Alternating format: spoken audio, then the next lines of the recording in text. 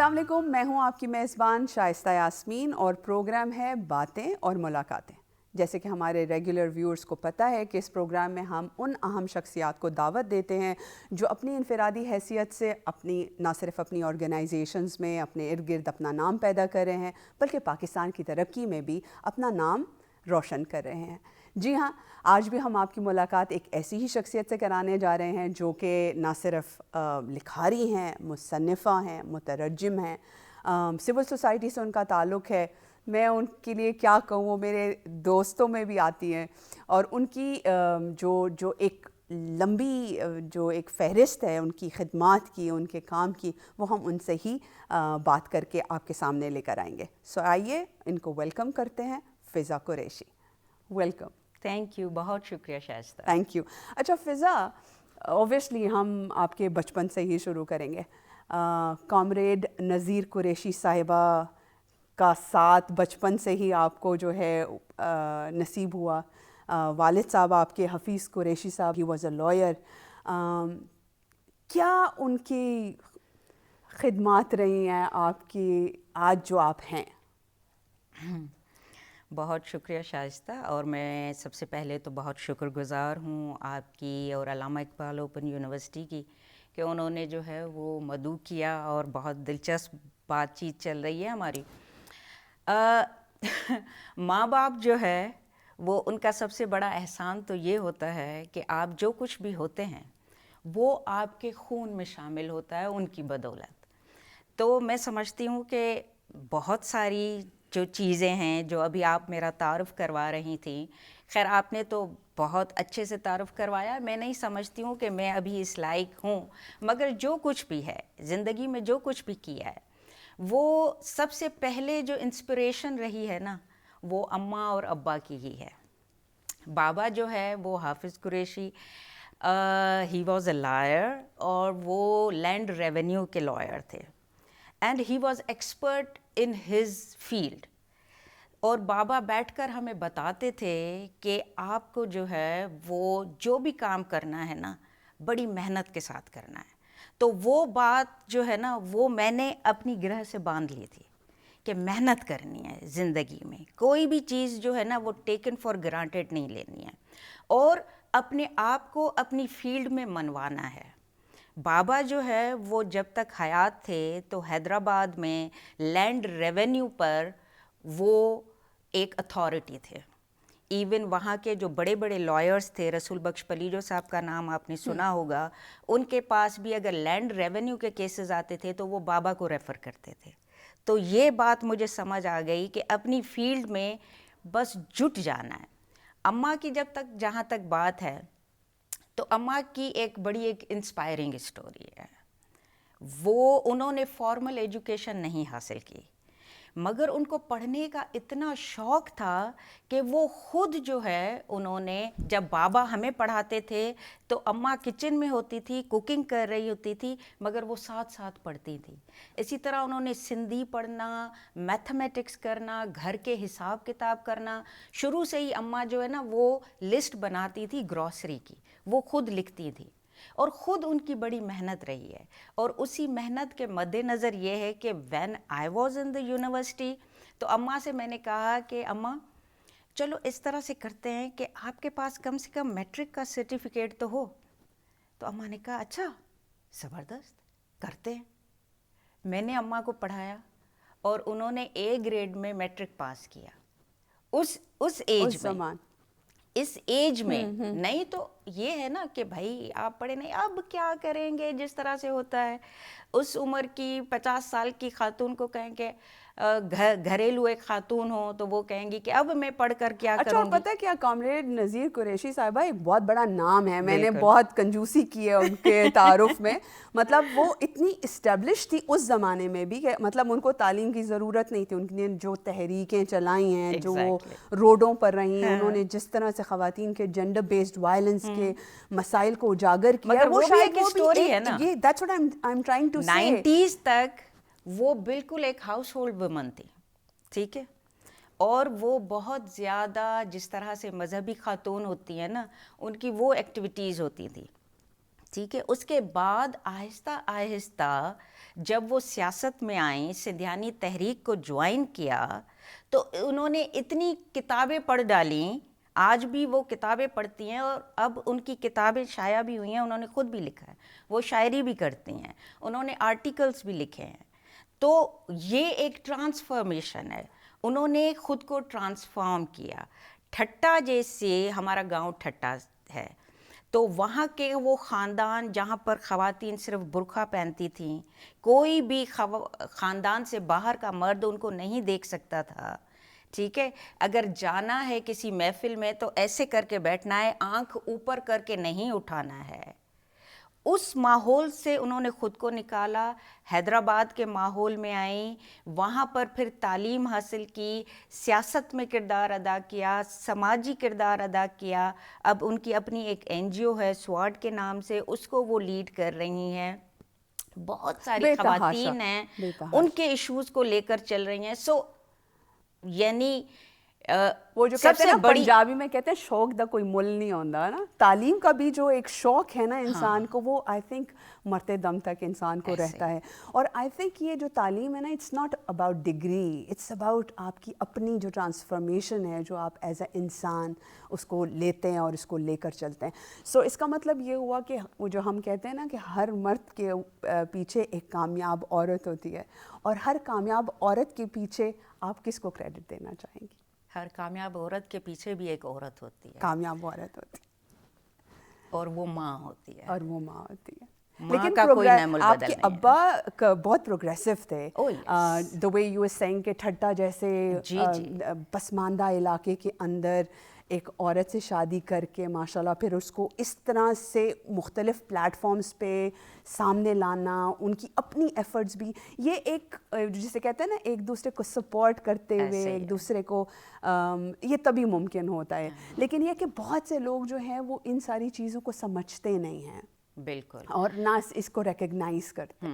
بابا نے سمجھا, ہمت ساری اماں کی خود کی تھی, ٹھیک ہے, انہوں نے بہت جھگڑا کیا, لڑا, ہمت کی, جدوجہد کی, ٹھیک ہے, مگر یہ تھا کہ بابا نے ان کو سپورٹ کیا, ٹھیک ہے. یہ نہیں ہے کہ انہوں نے خود ان کو کوئی پلیٹ فارم مہیا کیا, مگر اماں نے اپنے پلیٹ فارم جو چنے تو وہ پھر بابا ان کے ساتھ کھڑے رہے. یہ بہت بڑی بات ہے اس سوسائٹی میں, کہ ایک جو ہے وہ شوہر یا ایک فادر یا بھائی, جو بھی ہمارے میل کیریکٹرز ہیں, وہ اپنی خواتین کے ساتھ کھڑے رہیں, ان کو سپورٹ کریں. یہ بھی بہت بڑی بات, یہ بھی نہیں ہوتا ان کو ڈیفینیٹلی. اچھا, آپ کی تعلیم کے حوالے سے ہم دیکھ لیں, ماشاءاللہ آپ کے گھر کے اندر 2 ڈاکٹرز, مطلب آپ کی 2 بہنیں ہیں, پھر آپ 2 بہنیں, پھر 2 بھائی ہیں آپ لوگوں کے, ڈاکٹرز ہیں, لائرز ہیں. آپ سماجیات تو چلو ہے ہی ہے, پریکٹیکلی جو آپ نے ڈگری لی دیٹ واز ان انجینئرنگ, پھر آپ نے میرے سننے میں آیا ہے کہ آپ نے اس کے علاوہ بھی بہت سی ڈگریز کی, یونیورسٹی آف ملایا تک تو آپ گئی ہیں, آپ نے پروفیشنل اسٹڈیز کی ہیں. تو ایک ایسے انوائرمنٹ میں جہاں تعلیم نہیں تھی, لیکن وہاں والدہ نے اور والد کی کوششوں سے تعلیم جو ہے وہ اس قدر آئی کہ وہ پورا گھر ہی ماشاءاللہ اپنی فیلڈ کے اندر جو ہے, تو اس کو کیسے دیکھتی ہیں کہ that whole credit goes to my mom. اماں نے کہا کہ میں نہیں پڑھی ہوں, میں اپنی بیٹیوں کو پڑھاؤں گی. اور میری بڑی بہن ڈاکٹر ہیں, پھر جو بھائی ہیں وہ وکالت کے شعبے میں چلے گئے, اور بابا کے پوری لیگیسی کو انہوں نے سنبھالا ہے. پھر اس کے بعد جو بھائی ہیں وہ بھی ڈاکٹر بنے. پھر اماں نے مجھے کہا, میں جو انجینئرنگ میں گئی نا, تو اماں نے کہا میری ایک بیٹی ڈاکٹر ہے تو ایک انجینئر بنے گی. اٹ واز ہر ڈیسیشن, اماں کا ڈیسیشن تھا. آج بھی میں سمجھتی ہوں کہ اگر شاید میں میڈیکل میں جاتی تو میں بہت اچھی ڈاکٹر بنتی. اور جو میری بڑی بہن ہیں وہ آرٹسٹک مائنڈ ہے, اور اگر ان کو کسی آرٹ کے شعبے میں ڈالا جاتا تو وہ بہت اچھی آرٹسٹ ہوتی, پینٹر ہوتی. مگر اماں نے کہا نہیں. اور اس وقت ایک میٹرک کا بچہ ہوتا ہے نا, وہ ڈیسیشن نہیں لے سکتا. آج کل کے بچے تو لیتے ہیں, ہمارے اس زمانے میں ہم ڈیسیشن نہیں لے پاتے تھے کہ کیا کرنا ہے, کون سا کیریئر پاتھ چوز کرنا ہے. تو بس پھر اس طرح سے. اور اماں نے, بابا پیسے دیتے تھے, مگر اماں جو ہے یہ پوری ڈٹرمنیشن ان کی تھی, उनकी वजह से हम पढ़ सके हैं। फिर आहिस्ता आहिस्ता फिर मुझे अपना भी बहुत शौक़ था, बचपन से ही किताबों में, किचन में अम्मा ने कभी घुसने नहीं दिया। ये जो खाना बनाना और ये सारी चीज़ें सीखी है ना, ये शादी के बाद सीखी हैं। सर पर आ गई, कितना भी आप पढ़ लिख जाओ मगर शादी के बाद ये सारे काम करने होते हैं। मुझे चाय भी बनाना नहीं आती थी। बाबा कहते थे शाम की चाय फ़िज़ा बनाएगी, मगर मैं इतनी बुरी चाय बनाकर बाबा को देती थी। वो तो बाबा होते थे ना, पी लेते थे, पी कर फिर वो कहते थे फ़िज़ा ने अभी तक चाय बनाना नहीं सीखी। पर ये कि ये अच्छी बात है कि हम जो कन्फाइंड जेंडर रोल्स थे, कम से कम हमें उसका सामना नहीं करना पड़ा, और हम अपनी जो हमारी बेहतरी है, चाहे वो डेवलपमेंट के हवाले से, अपने घर के हवाले से, उसमें हमने अपना किरदार अदा किया है। सो ठट्टा से मलेशिया जाना, व्हाई वाज इट इम्पोर्टेंट कि एक हायर डिग्री जो है वो बाहर से हासिल करना ज़रूरी? हमारी सोसाइटी में, पैट्रियार्कल सोसाइटी में, एक ख़ातून को अगर अपना मकाम हासिल करना है तो ये बात मैंने बहुत पहले समझ ली थी कि उसका ज़रिया सिर्फ़ इल्म है। आप अपने इल्म से और इल्म के रास्ते पर चलने से ही वो मकाम हासिल कर सकते हैं जो आप चाहते हैं कि सोसाइटी में आपको मिले। जिस फ्रीडम की आप बात करते हैं, जिस इज़्ज़त की आप बात करते हैं, जिस रिकग्निशन की बात करते हैं, ये सारी चीज़ें इल्म के साथ जुड़ी हैं। तो बस फिर मैंने ठान ली कि जो भी हाईएस्ट लेवल की डिग्री है ना, वो मुझे अचीव करनी है। यहाँ पर जो है वो मैंने एक मास्टर्स की सिंधी लैंग्वेज में मैंने इसलिए की कि वो तो मेरा शौक़ था लिटरेचर पढ़ना। तो मैंने कहा यार पढ़ तो वैसे भी रही हूँ, चलो उसमें डिग्री ले लेते हैं, उसमें मुझे मेहनत करने की ज़रूरत नहीं पड़ेगी। तो सिंधी लिटरेचर में मैंने मास्टर्स की, सोशियोलॉजी में मास्टर्स की, इसलिए कि डेवलपमेंट सेक्टर में थी तो उसकी एक रिक्वायरमेंट थी। फिर मैंने कहा कि थोड़ा सा मैनेजमेंट का भी मुझे बड़ा शौक़ रहा है, तो फिर मैंने MBA भी कर डाली। फिर जो है वो मैंने कहा अब जो है वो थोड़ा सा आगे बढ़ना चाहिए, सिर्फ मास्टर्स यहीं बंदा क्यों करे। फिर लॉ की डिग्री बाबा से इंस्पायर होकर LLB की, तो फिर मैंने कहा सिर्फ ग्रेजुएशन की हद तक क्यों, एटलीस्ट लॉ बंदा पढ़ रहा है तो कुछ मास्टर्स कर ले। तो I done my LLM as well. मेरे साथ ये होता था कि मैं जॉब भी करती थी और डिग्री भी करती थी। पढ़ाई और जॉब्स मेरी साथ साथ रही हैं। मैं सिर्फ 4 या 5 घंटे मुश्किल से सोती थी, 8 से 10 घंटे में जॉब करती थी। और उस ज़माने में ये था कि मैं 2 जॉब्स करती थी। एक मेरी रेगुलर जॉब होती थी और उसके साथ मैंने कंसल्टेंसीज़ की हैं थ्रू आउट, और उसके साथ मैंने पढ़ा भी है। तो बहुत ही ज़्यादा जुट कर बंदा जो है वो ख़ुद को भुलाकर, सारी दुनिया को भुलाकर एक चीज़ में जुट जाए, इस तरह से ज़िंदगी के कुछ साल मैंने इस तरह से गुजारे हैं। फिर जो है वो मास्टर्स कर ली। When I came to Islamabad, 10 साल हो गए मुझे इस्लामाबाद में शिफ्ट हुए। फिर मैंने कहा कि यहाँ से अब MPhil करते हैं। फिर इकरा यूनिवर्सिटी से मैंने इंटरनेशनल डेवलपमेंट स्टडीज़ में MPhil किया। बिल्कुल, जब आपकी नज़र इतनी ऊंची हो ना, तो फिर आप कहाँ इतने छोटे उसके ऊपर आपको सेटल करते हैं। आपको करना भी नहीं चाहिए, क्योंकि माशाल्लाह हमारी ख़वातीन जो हैं वो हर शोबे के अंदर अपना नाम रोशन कर रही हैं। क्या आपको एग्ज़ाम्पल आपके सामने है हमारी ख़वातीन, अगर सिंध के अंदर हमारी ख़वातीन इतना ज़्यादा तहरीकों को उसकी सरबराही में हैं, उसके काम में हैं, तो फिर बाकी अर्बन एरियाज़ के लोग और फिर इंटरनेशनली जो ख़वातीन मौजूद हैं उनसे भी हमें सीखने का मौका मिलना चाहिए। ये तो समाजी, और ये जो आपकी डेवलपमेंट हुई तो इसमें अम्मा अब्बा का बड़ा किरदार। पॉलिटिकल एक्टिविज़म में आप किसको अपना मेंटर देखती हैं, आपको किसने मेंटर किया? ये जो आपके अंदर एक, जब आप इनकलाब की नज़में पढ़ती हैं, आपका ये जो शोला बयानी है, ये कहाँ से आई है? कुछ बताइए हमारे देखने वालों के लिए।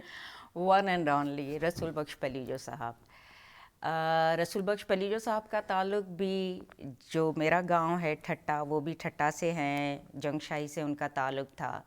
मगर 90s में ये हुआ कि अम्मा बाबा का घर है हैदराबाद में, नसीम नगर में, तो पलीजो साहब भी वहाँ आकर रहे। पलीजो साहब जो है वो मेरे बाबा के उस्ताद रहे थे, उनको इंग्लिश पढ़ाई थी ठट्टा में। तो बाबा ने जब देखा कि पलीजो साहब नसीम नगर में आकर रहे हैं, तो बाबा बड़े खुश हुए, उनको घर ले आए कि मेरे उस्ताद हैं वो आए हैं। تو پلیہ صاحب کی جو شخصیت ہے اتنی سحر انگیز ہوتی تھی اور ان کو لوگوں کے ساتھ بات کرنے کا اتنا جو ہے وہ اسکل تھا کہ جب ہم ان کے ساتھ بیٹھے تو ان کی باتوں میں ہی گم ہو گئے. پھر وہ جب آ کر بیٹھے تو ہم سب آ کر بیٹھتے تھے گھر کے فرد, اور وہ پھر فریکوینٹلی ہمارے گھر آتے جاتے تھے. پھر انہوں نے ریفر کیا کہ بھئی یہ کتابیں پڑھو. ہم کتابیں ویسے ہی پڑھتے تھے, بابا کو بھی شوق تھا, اماں کو بھی شوق تھا. بابا بھی, جب میں 7th کلاس میں تھی تو اس وقت بھی مجھے یاد ہے بابا ایک بک لے کر آئے تھے جو کہ لوئی فشر کی گاندھی کی بایوگرافی تھی, جس کو ڈاکٹر نجم عباسی نے ٹرانسلیٹ کیا تھا سندھی میں. وہ بابا کتاب لے آئے تھے تو وہ میں نے پڑھ ڈالی تھی when I was in 7th class. تو گاندھی کا جو ہے وہ مجھ پر بہت بڑا اثر تھا. پھر پلیہ صاحب کی مینٹورنگ رہی. پھر انقلابی, ان کا ایک وہ کورس ہوتا تھا سندھیانی تحریک کا کہ یہ 100 کتابیں ہیں, یہ پڑھنی ہیں, اور پھر ہر کتاب پڑھ کے اس پر تبصرہ لکھنا ہے. لکھ کر پھر ہر مہینے اسٹڈی سرکل ہوتے تھے, اس میں آ کر وہ پڑھ کے بتانا ہے. اور پھر اس اسٹڈی سرکل میں اس طرح سے بھی ہوتا تھا کہ پلیو صاحب جو ہے وہ ایک ٹاپک دیتے تھے کہ آپ کے پاس 1 منٹ ہے تقریر کرنے کا فی البدی. وہ یہ نہیں ہوتا تھا کہ آپ تیاری کر کے آنی, اس وقت ٹاپک ملتا تھا, اس وقت بات کرنی ہے. اور پلیہ صاحب, اب ہم دیکھتے ہیں نا مقرر آتے ہیں, بڑے بڑے پرچے لے کر آتے ہیں. پلیو صاحب کہتے تھے کہ لکھ کر تقریر کبھی نہیں کرنی ہے, بغیر لکھے. تو اس کی وجہ سے یہ ہوا کہ اتنے نظم, اتنی شاعری جو کہ کوٹ کرنی ہوتی تھی وہ ہم نے نہ فقط پڑھی مگر یاد کی. پھر اس طرح سے ہوتا تھا کہ شاعری کا مقابلہ ہوتا تھا ہمارے بیچ میں. میں نے پلیو صاحب کے ساتھ 4 سال ان کو اسسٹ بھی کیا وکالت میں, ان کے ساتھ کافی ٹریول بھی کیا. تو فار ایگزامپل پورے سندھ کے ہم نے دورے کیے. تو جب ہم گاڑی میں ہوتے تھے تو پلیو صاحب کہتے تھے کہ چلو شعر و شاعری کا مقابلہ کرتے تھے. پھر لطیف کے بیتوں کا مقابلہ ہوتا تھا. پھر میں اور پلیو صاحب, پھر بیچ میں 1-2 اور بھی جو ساتھی ہوتے تھے وہ بھی. پھر ایک بیت میں بتاتی تھی لطیف کا تو ایک پلیو صاحب بتاتے تھے. پھر ایک وقت وہ آیا کہ میں پلیو صاحب کو بھی ہرا دیتی تھی. میرے بیت جو ہے وہ کم نہیں ہوتے تھے, پلیو صاحب کا جو ہے وہ پیالہ جو ہے نا وہ پر ہو جاتا تھا. پھر ہم جو ہے اس طرح سے چلے, کہتے تھے چلے لطیف نہیں تو اب شیخ ایاز پڑھتے ہیں, استاد بخاری پڑھتے ہیں, فیض احمد فیض پڑھتے ہیں, حبیب جالب پڑھتے ہیں, واٹ ناٹ. وہ سب کو پڑھ ڈالا, یاد کیا, تو بس پھر اسی طرح سے وہ آپ کے تو وہ جو مینٹورشپ ہے نا, وہ جو ساری چیزیں وہ آج تک ہے. Do you miss that activism?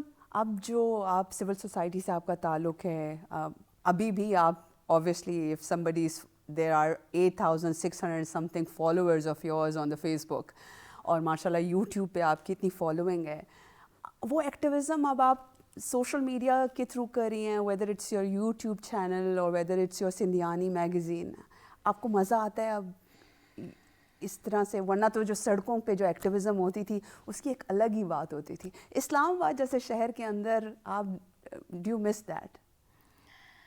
I'm dying for that. I'm dying for that.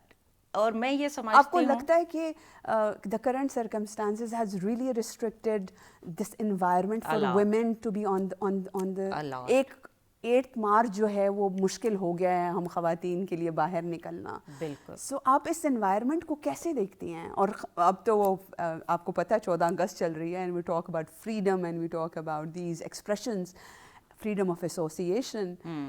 کیسے ہم اس کو بدل سکتے ہیں؟ کیسے ہم دوبارہ سے اپنی وہ اسپیس کو ایکسیس کر سکتے ہیں؟ It's really a long way to go, اور اس کو بہت سمجھداری کے ساتھ کرنے کی ضرورت ہے.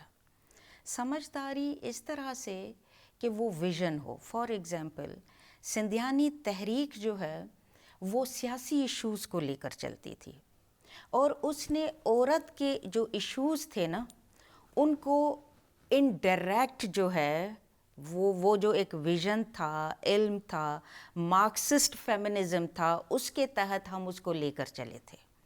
पलियो साहब कहते थे कि कोई भी ऐसी चीज़ ना करो जो कि सोसाइटी को एक्सेप्टेबल ना हो और उसका जो रिएक्शन वो इस तरह से आए कि वो आपकी जो मौजूदा आज़ादी है, फ्रीडम है, आगे बढ़ना है, उसको भी रोक दिया जाए। तो अक्लमंदी ये होती है कि आप हवा का रुख भांपें और फिर अपना जो है रास्ता उसमें से चुनें। अब अगर डायरेक्ट जो है इस माहौल में इतना जो कंजर्वेटिव माहौल है, फंडामेंटलिज्म है, उसमें जब आप बात करते हैं ना कि औरत की आज़ादी इस तरह से होनी चाहिए, तो सब लोग खड़े हो जाते हैं, मुखालिफ हो जाते हैं। मगर आप कहते हैं कि भाई आप अपनी धरती के लिए काम करेंगी औरतें, अपने रिसोर्सेज के लिए काम करेंगी औरतें, अपनी सियासी तहरीक में काम करेंगी औरतें। और उस सियासी तहरीक में काम करने के लिए क्या था कि औरतें जेल में भी जा रही थी, औरतें सड़कों पर भी थीं, औरतें फिर इल्म के मैदान में भी आ रही थीं, औरतों की तालीम की राहें खुल गईं, उनके आगे बढ़ने की राहें खुल गईं। वही औरतें आज बहुत ऊंचे मकाम पर ऑपरेट कर रही हैं, इकोनॉमिक्स में हैं, हेल्थ में हैं, एजुकेशन में हैं, इसलिए कि उनको फिर एक रास्ता मिला ना। और फिर उनके घर के सारे मर्द और सोसाइटी के भी सारे जो मर्द थे वो सब खड़े हो गए कि हम अपनी बहनों की, हम इन औरतों की हिफाजत करेंगे, हम सपोर्ट करेंगे। आप समझ रहे हैं? तो वो इनडायरेक्ट जो है वो औरत की आज़ादी का जो एजेंडा है उसको सपोर्ट मिली। मगर आगे जो बात थी वो बात थी जो उनको लेकर चली। तो ये एक विजन और जो है वो विजडम की बात है। और मैं समझती हूँ कि ये इसी विजडम के साथ जब चलेंगे ना तो हम कामयाबी हासिल कर सकते हैं। सो इसका मतलब ये हुआ कि ख़वातीन की जो असल मकसद है वो आगे चलना है, इंस्टेड उसको उस तरह के मीन्स में रहते हुए जहाँ पे वो पूरी जो उनकी तहरीक है वो सबोटाज ना हो। आपने बहुत जिक्र किया फ़िज़ा कि आप काम भी करती रहीं, जॉब भी करती रहीं, राइट? और ये दोनों चीज़ें मैनेज करना जो है वो एक बहुत चैलेंजिंग बात है। इट्स नॉट मुश्किल because people are doing it, माशाल्लाह यू हैव डन इट।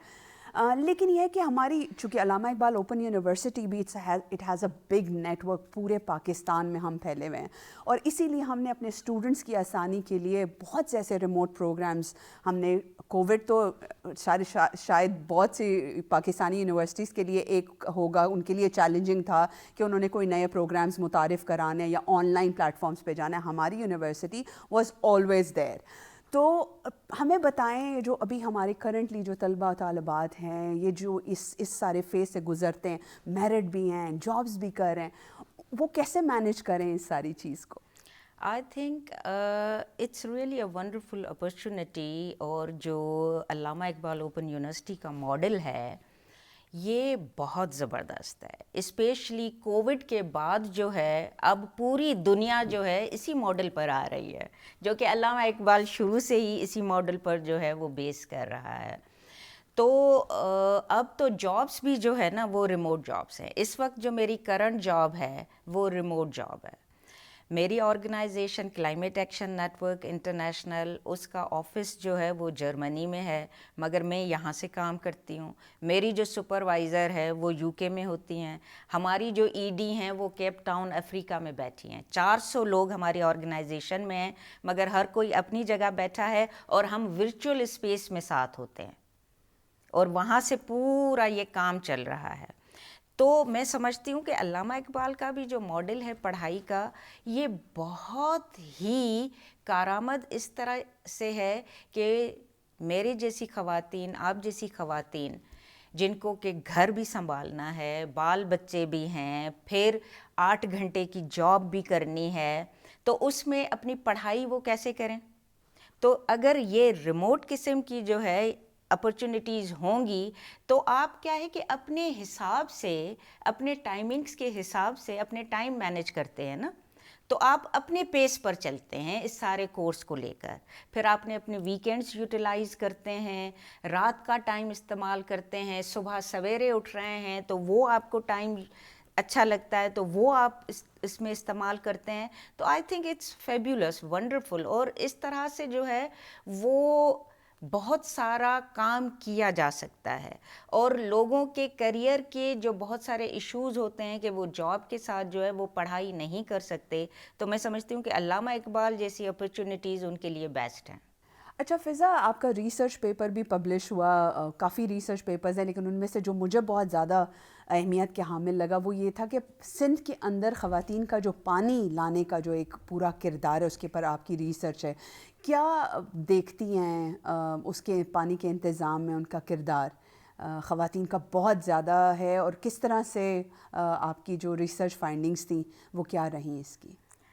اچھا شائستہ، اس میں اس طرح سے ہے کہ یہ جو میری ریسرچ ہے ویمن اینڈ واٹر کتاب کی شکل میں، دراصل یہ میری ایم فل کی ریسرچ رہی، اور یہ کیس اسٹڈی ہے بدین کے 2 یونین کاؤنسلز کی، جس میں کہ میں نے جو فشر ویمن ہیں ان پر ایک کیس اسٹڈی کی ہے. ان کو ویمن اینڈ واٹر اس لیے کہا ہے کہ یہ فشر ویمن ہیں اور ان کا تعلق پانی کے ساتھ ہوتا ہے، مچھیروں کا، اس لیے میں نے اس کا نام یہ دیا ہے. مگر یہ پوری جو کیس اسٹڈی ہے یہ ان کے الٹرنیٹ لائیولی ہوڈ کے اوپر ہے. چونکہ جو مچھیرے ہیں مرد، وہ تو سمندر کے اندر جاتے ہیں، مچھلیاں مار کر لے آتے ہیں، مگر وقت کے ساتھ جو خواتین ہیں ان کا اس طرح سے اس پورے بزنس میں جو کردار ہے وہ کم ہوتا چلا گیا ہے. ساری چیزیں پہلے وہ جو ہے گھروں پر بیٹھ کر وہ جال بنتی تھیں، دوسرے کام کرتی تھیں، مگر وہ آہستہ آہستہ جو انڈسٹری ہے وہ چینج ہو گئی ہے. تو یہ جو ہے انفیکٹ آکسفیم کے توسط سے ہم نے ایک پروجیکٹ کیا تھا جس میں کہ ان کو کریب فارمنگ کے لیے ہم نے سپورٹ کی تھی. اور پھر جن خواتین نے کریب اور فش پونڈس کیے تھے ان کے گھر کے پچھواڑے پر ہی ہم نے ان کو لگا کر دیے تھے، تو وہ ایک بہت سکسیسفل ماڈل رہا. اس کے پیچھے ایک سوچ یہ تھی کہ خواتین کو الٹرنیٹ لائیولیہڈ کے وہ سورسز دو جس میں کہ ان کو زیرو سے سکھانے کی ضرورت نہیں ہے. بہت ساری ہماری جو این جی اوز ہیں وہ کہتی ہیں کہ خواتین کو اگر روزگار دے رہے ہو تو سلائی کڑھائی کے سینٹر کھول دو. بھائی ایک فشر ویمن جو ہے اس کو فشنگ کا جو اسکل ہے وہ سکھانے کی ضرورت نہیں ہے، اس لیے کہ وہ اپنے ماحول سے سیکھتی ہے، وہ تو ماں کے پیٹ سے سیکھ کر آتی ہے. اس کو صرف آپ وہ ٹولز دے دیں، وہ سپورٹ دے دیں تو وہ اتنے اچھے سے وہ کر کے دکھائے گی. تو ہم نے ان کے گھر کے پچھواڑے میں ان کو پونڈس دے دیے تھے اور کچھ سیڈ بنی دی تھی. اور آج بھی اتنے سالوں کے بعد جو ہے یہ ہمارا پروجیکٹ تھا 2014 کا اور 15 کا، اور آج بھی کچھ سال پہلے بھی میں وہاں گئی تھی. اب وہ خواتین جو ہے وہ خود انٹرپرینیورز بن گئی ہیں اور اب وہ دوسری خواتین کو انگیج کر رہی ہیں اس سارے کام میں. اور آج بھی ان کا بزنس، وہ جو کریب اور ان کی فش آتی ہے وہ کراچی کی مارکیٹ میں سپلائی کرتی ہیں. کچھ ان کے جو میل ممبرز ہیں ان کو انہوں نے مارکیٹنگ میں انگیج کیا ہوا ہے، اور اب وہ خود انٹرپرینیورز ہیں اور دوسری خواتین کو انگیج کر رہی ہیں. تو یہ جو میری ریسرچ ہے یہ اس کے اوپر فوکس. تو اس کا مطلب یہ ہوا کہ ایک ماڈل ضروری نہیں ہے کہ جو ایک جگہ پہ فٹ آئے وہ ہر جگہ پہ فٹ ہو. تو آئی تھنک لوکلائز کرنے کی زیادہ ضرورت ہے، اور یہی پروجیکٹس کی کامیابی ہے. ایٹامک ہیبٹس ترجمہ آپ نے اس کتاب کا کیا، what was the reason behind it? Sindhi میں آپ نے اس کا ترجمہ کیا ہے، کچھ بتائیں اس حوالے سے. جی، ایٹمک ہیبٹس جو جیمس کلیئر کی بک ہے، انفیکٹ اس نے مجھے بہت متاثر کیا اس کتاب نے، اور اس کتاب نے مجھے ٹرانسفارم کیا. مجھے اپنی چھوٹی چھوٹی عادتوں کی اہمیت سمجھنے کے لیے اور بری عادتوں سے میں کیسے جان چھڑاؤں اور اچھی عادتیں کیسے اپناؤں، اس کی ایک سائنس اس نے بیان کی ہے ایٹمک ہیبٹس میں. پھر میں نے کہا کہ ایک کتاب جس نے مجھے اتنا فائدہ دیا ہے تو میرے لوگ جو ہے، سندھ کے لوگ جو ہیں، وہ بھی اس سے فائدہ اٹھائیں. اور اس کا مجھے یہی ایک طریقہ سمجھ آیا کہ میں سندھی میں ترجمہ کر کے ان کے ساتھ شیئر کروں. پھر میں نے اس کو چیپٹر وائز ترجمہ کیا. ٹائم آپ کو پتہ ہے کہ میں فل ٹائم ایک جو ہے وہ ورکنگ لیڈی ہوں. پھر صبح جو ہے میں سویرے اٹھتی ہوں، تو آدھا گھنٹہ میرے پاس ہوتا ہے. میں نے کہا میں آدھا گھنٹہ مینیج کر سکتی ہوں اس کو ٹرانسلیٹ کرنے کے لیے. تو اسی کتاب سے جو ایک ہیبٹ میں نے ایکوائر کی صبح سویرے اٹھنے کی, اس کا آدھا گھنٹہ میں روز ایک پیج جو ہے نا وہ کرتی تھی ٹرانسلیٹ. اچھا. مہینے کے آخر میں میرا ایک پورا چیپٹر جو ہے وہ ٹرانسلیٹ ہو جاتا تھا. پھر ہمسری جو میگزین نکلتا ہے اس میں وہ میں چیپٹر بھیج دیتی تھی. پورا سال اس کتاب کو ایک ایک پیج کر کے میں نے ترجمہ کیا, وہ قسط وار اس میں چھپا, 13 چیپٹرز اس کے ہیں. سال کے اینڈ میں وہ ایک کتاب بن گئی جو کہ اب میں نے شائع کی ہے. تو اس کے پیچھے یہ کہانی ہے. بڑی موٹیویٹنگ ہے واقعی. میں بھی سوچ رہی ہوں کہ شاید اس کو مجھے ٹائم ملے تو میں ضرور پڑھوں گی. اچھا, سٹیزن جرنلزم آپ بہت زیادہ پروموٹ کرتی ہیں. ڈو یو تھنک کہ ہمارا mainstream media grass root level کی آوازوں کو اس طرح سے نہیں انکارپوریٹ کر سکا جو کہ اب ہمارا سوشل میڈیا کر رہا ہے؟ Do you think citizen journalism اچھی ہے, اور اس کو ہم کس طرح سے مزید بہتر کر سکتے ہیں؟ سٹیزن جرنلزم میں سمجھتی ہوں کہ ایک بہت پاورفل ٹول ہے, اور جو ہمارے گراس روٹ لیول کے لیڈرز ہیں, یوتھ ہے, بہت سارے ایسا پوٹینشیل ہمارے پاس پڑا ہوا ہے, اور اگر اس کو کچھ اچھی سی سپورٹ ملے, ٹریننگز کی سپورٹ ملے اور دوسری سپورٹ ملے, تو بہت ساری اہم اسٹوریز اور اسپیکٹس ہمارے سامنے آ سکتے ہیں جن کو کہ ہم بہت یوٹیلائز کر سکتے ہیں. اور دیکھیں جو اصل مسائل ہیں نا وہ گراس روٹ لیول پر ہی ہیں, اور جو ہم پالیسیز بناتے ہیں وہ کن لوگوں کے لیے بناتے ہیں؟ انہی لوگوں کے لیے, ان کے لیے بناتے ہیں نا. تو اگر ان کے مسائل اس طرح سے وہاں تک نہ پہنچیں تو ہماری پالیسیز کے جو گیپس رہتے ہیں وہ اسی لیے رہتے ہیں نا. تو اگر وہ آواز صحیح پہنچے, اور اس کا ایک بہت اہم اور پاورفل ٹول سٹیزن جرنلزم ہے, تو میں سمجھتی ہوں کہ ہمارے جو نوجوان ہیں اور وہاں پر کافی سارے گراس روٹ کے جو لیڈرز ہیں ان کو اسٹرینتھن کرنا چاہیے, سپورٹ کرنا چاہیے, تاکہ وہ یہ ساری اسٹوریز نکال کر لے کر آئیں, اس پر اسٹوریز کریں, تاکہ وہ پھر ہمیں اپنی ریسرچز میں, اپنے کام میں, ایڈوکیسی میں, لابنگ میں, پالیسی میں, اور جو فائنلی وہ کانسٹیٹیوشنز بن جاتے ہیں اس میں وہی چیز فیڈ ان کرے.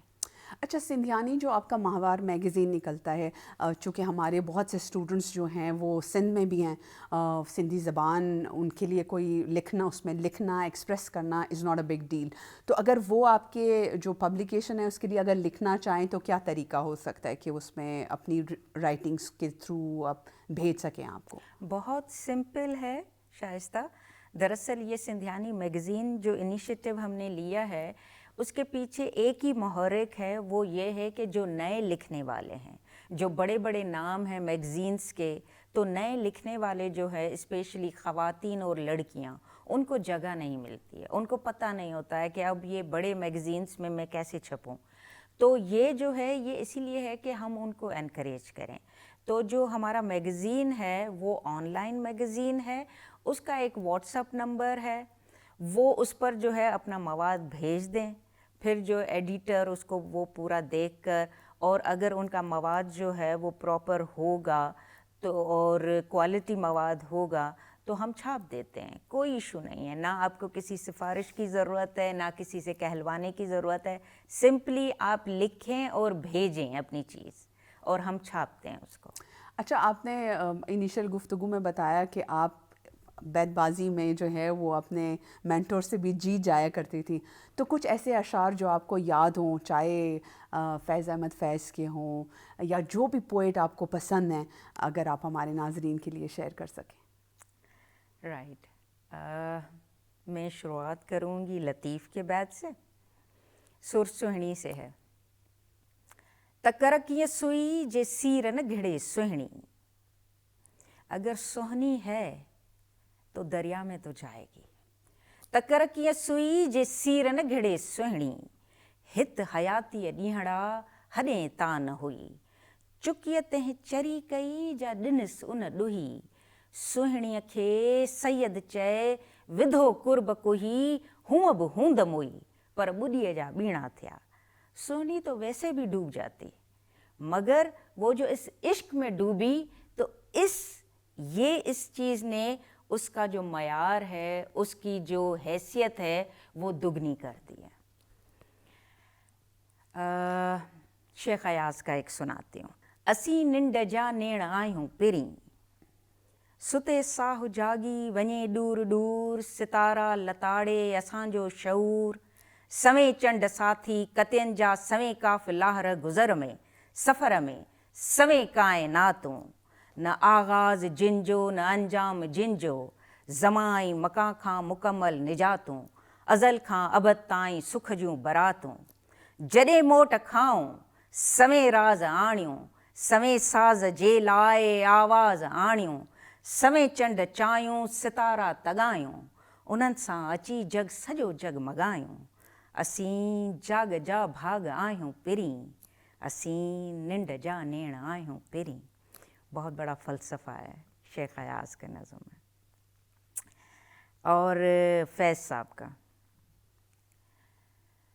मेरे दिल मेरे मुसाफिर हुआ फिर से हुक्म सादिर, कि वतन बदर हों हम तुम, करें रुख नगर नगर का, दें गली गली सदाएं, कि शुरा कोई पाएं किसी यार नाम बर का, हर एक अजनबी से पूछें जो पता था अपने घर का, सुए कुएं ना शनाया हमें दिन से रात करना, कभी इससे बात करना कभी उससे बात करना, तो मैं क्या कहूँ कि क्या है, शब गम बुरी बला है, हमें ये भी था गनीमत कि कोई शुमार होता, हमें क्या बुरा था मरना अगर एक बार होता। वाह, खूबसूरत। प्रोग्राम की आखिरी जैसे कहते हैं ना कि हम अपने इख्तिताम की तरफ जा रहे हैं, हम चाहेंगे कि न सिर्फ सिंध बल्कि पूरे पाकिस्तान में जो हमारी यंग बच्चे और बच्चियां आपको देख रही हैं और जो अपने तई अपनी जो एफ़र्ट्स हैं राइट्स के लिए अपनी जदोजहद करी है, उनके लिए कोई मैसेज दें। आज के नौजवानों के लिए और ख़वातीन के लिए मेरा ये मैसेज है कि आपको ज़िंदगी में बहुत मुश्किलातें आएंगी, इवन डेली बेसिस पर रोज़ आपको जो है वो एक नए चैलेंज का सामना होगा, और एक वक्त ज़िंदगी में ऐसा आता है कि आपके करीबी रिश्तेदार वो भी आपके ख़िलाफ़ हो जाते हैं, मगर आपको अगर ख़ुद पर एतमाद है तो उस एतमाद को साथ लेकर चलना है, उसका दामन नहीं छोड़ना है। तेरे दुख का कोई मदावा नहीं, अफसोस कि ये सफ़ाक मसीहा मेरे पास नहीं, इस जहाँ के किसी जी रूह के पास नहीं, हाँ मगर तेरे सिवा तेरे सिवा तेरे सिवा। खुद एतमादी इज़ द की, जो सेल्फ कॉन्फिडेंस है दैट इज़ द की, उसको थाम कर रखना है। Thank you. Thank you Fiza for such a wonderful teachings, और बहुत मज़ा आया आपकी लाइफ के बारे में जानकर। आज तक का प्रोग्राम बस यहीं तक, मुझे दीजिए इजाज़त, अल्लाह ने के बाद।